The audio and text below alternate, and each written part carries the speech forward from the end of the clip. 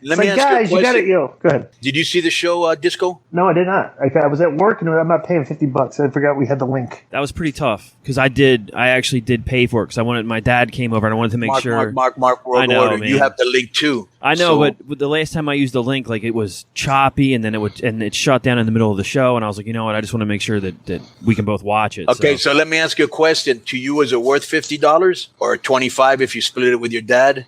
Yeah, if we split it, yeah, but it's still kind of a difficult pill to swallow when everything's available from WWE for $10. You know. Okay, so did you think you got your money's worth? I would say yeah. I enjoyed a lot of it, but there was kind of a lull in the middle with the. Tell me what you liked and what you didn't like, and then I'll tell you if I agree or disagree. I thought the main event was the best. Maybe not the best match on the show, but the match I enjoyed the most. I thought Jericho and Adam Page had a great match. Bucks and Lucha Brothers was crazy shit, of course. I thought that they even stepped it up another level from their usual, wild, bumps and moves and stunts and all that. I thought that was great. How about LAX showing up? Yeah, that was cool. I like there was like the Point Break president masks. I thought that was a nice little touch. And so that adds something. They're going to have some great matches with those guys. And the Janela. How about Cody Rhodes coming in with DDP, Brandy, and Pharaoh? Did you see the blowback on that? The poor dog. No. Yeah, because the dog got exposed to the pyro and freaked out. And was trying to run. It was trying to run away. Like the animal activists were like. I like that little. I like that silver bodysuit she had on, like that Star Trek type thing, right? Yeah. Is that what that was? Yeah, that looked dope. I like that entrance and DDP. Yeah. He looked good. MJF having some fun out there. So yeah, MJF is incredible. Yeah, he was entertaining all weekend. Humongous pop by Arn Anderson. Yep. And it's funny. I was talking to someone earlier about it. Seeing Tully Blanchard. Really, he hasn't been on national TV for wrestling in 30 years. He left WWF in 1989. And aside from some sporadic appearances, he hasn't really been on national TV for wrestling at all. And he was great as a manager. He was where he was supposed to be. The promos that he cut beforehand were really good as well. And it's like, damn, dude, he's been out of the game for like 30 years, a major league, and he was still pretty incredible. Janela, Darby Allin, and Jimmy Havoc was a stunt, crazy match, but I thought it was very entertaining. And I did like the spot with the Cracker Barrel, and I did like the spot when he did the thing with the skateboard. Yeah, and I think they did the paper cut thing too many times. Yeah, but that was an entertaining match. The lull for me hit with the women's match, the Japanese women's match. Yeah, I wasn't into that. The tag team match with the Best Friends in this dark order. It's like Di said, the AEW fans, they kind of want to pop for everything, but even this dark order, you can tell that they're not into it, even though they want to politely react. They were actually working hard. I thought they didn't look bad, but they're not getting over with the fans as much as I think they thought they would. Yeah. And here's another thing I was thinking about. Commentators today need to really know a lot of shit, because there was a point in the match where, what's his name? Chucky T, right? Yes. Sexy Chucky T, all right, where he does a move and he goes, and that's the sexy Chucky knee.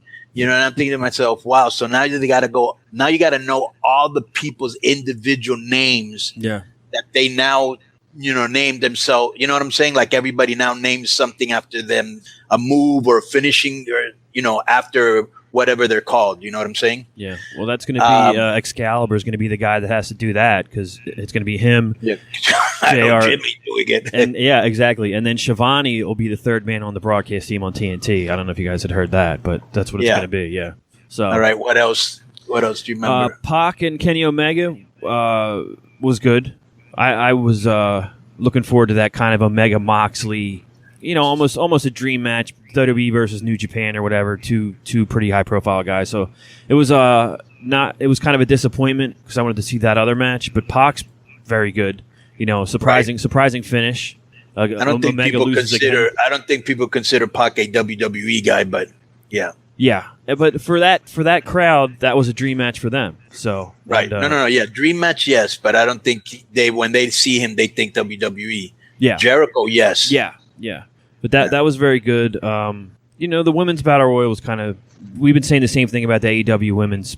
Multiple woman matches in battle royals for a while now. There's a lot of messiness going on in there, and I wasn't surprised that Nyla won. I was surprised to see them use Emma to Neal Dashwood. So yeah. I'm thinking, whatever kind of deal Impact cut to get her on there, they're probably going to use her well. And then she was in and out of the match in 3-4 minutes. I was like, well, that was kind of same thing with Fabi Apache. They brought her all the way from AAA just to do that. Yeah, but I think they're going to use her again in the future. Yeah, but because she can definitely go, so can Neal. Mm-hmm. But I just hope that Impact and AEW can fix whatever problems they have, because it would be good for talent to be able to move around. Like you'll see MJF, who's still with the MLW. Yeah. He's worked, and Tony Schiavone's still with MLW. They're working with AEW. So if Neal starts working with them, maybe I saw this thing by Angelico. Is Tommy Dreamer back there as an agent? He may have been. I didn't see that. Yeah, but Tommy works everywhere, so right, because he's also an agent in Impact. So, does he agent at MLW sometimes or no? Okay, I thought he did.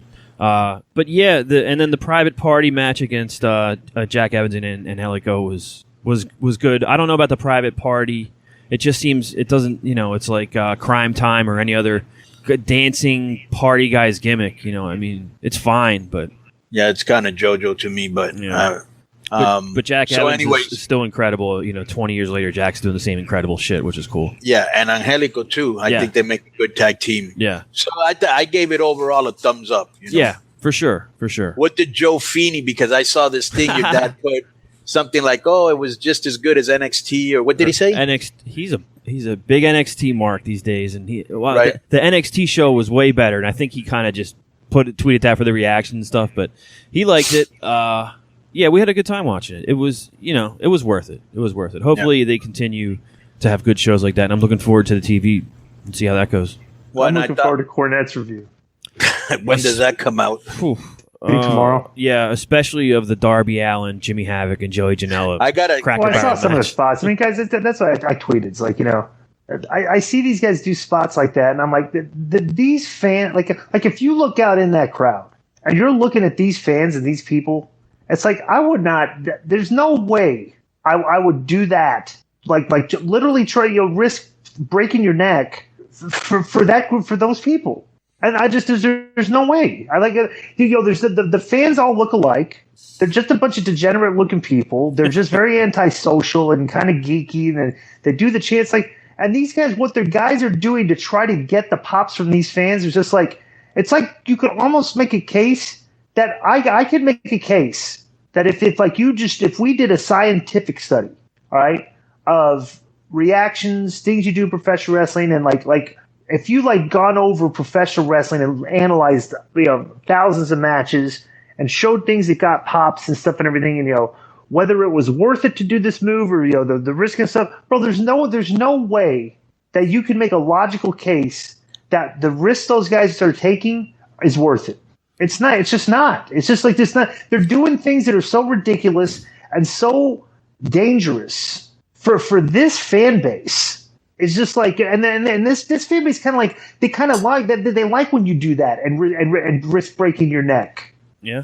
And I'm like, well, I mean, seriously, it's like when I see guys doing too much of that, I'm like, do these guys actually know how to work?